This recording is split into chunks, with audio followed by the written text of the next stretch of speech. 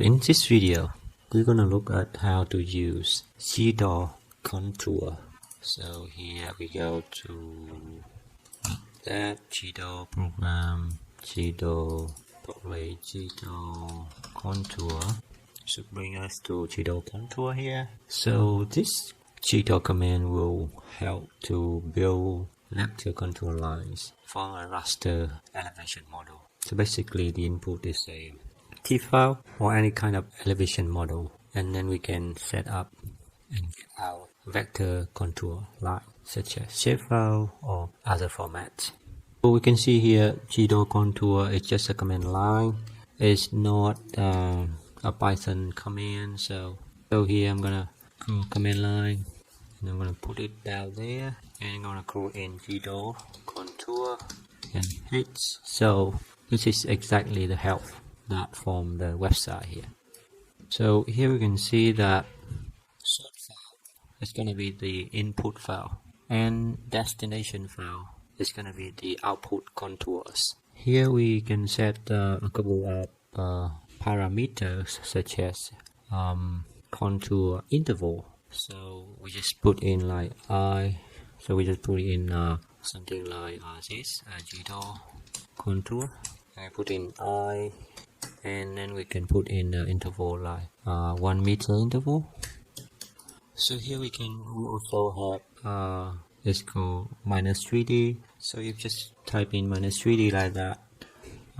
The contour when after generated, it's gonna be 3D lines instead of it's gonna be a 3D lines, 3D contour line instead of 2D. A 3D line it's a line that contains elevation.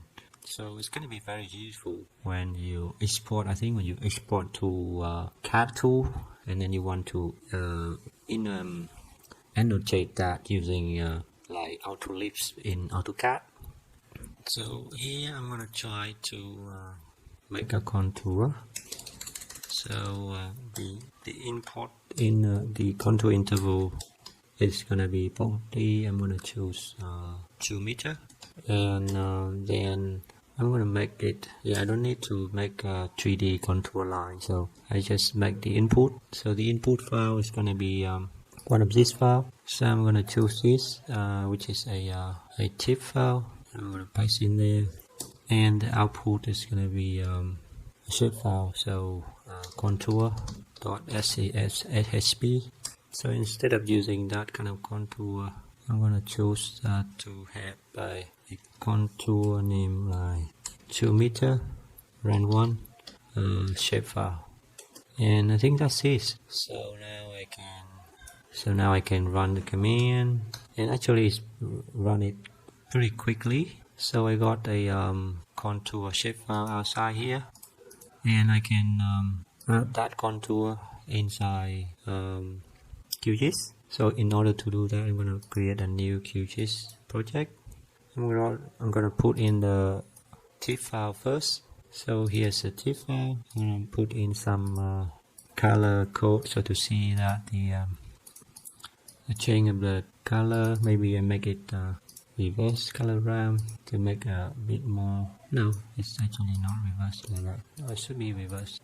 I'm gonna make it like spectral maybe, and make it reverse, so it looks more reasonable now. So here is the TIFF file looks like, and I'm gonna put in the contour that I just generated, and you can see that the contour 2 meter looks like this after generated. I can change maybe the color of the contour, maybe make it the line look like something cool. And I'm gonna apply it. Not very nice color for contour. What do you choose for the contour line? Maybe that, whatever it is. I'm gonna choose for different color. So maybe different color, like a bit of darker. Yeah, so maybe that is better for the contour. So that's the contour line that we just generate using GDAL contour from this command line.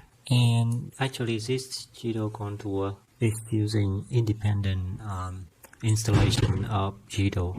So let's try is using the command line that built in by built in by OSGL. So I'm gonna go to here. I'm gonna start OSGL for that, and I'm gonna type in GDAL contour. So it's working. So what I need to do, I need to change directory to D, and here I'm gonna come back to that location. I'm gonna CD to that.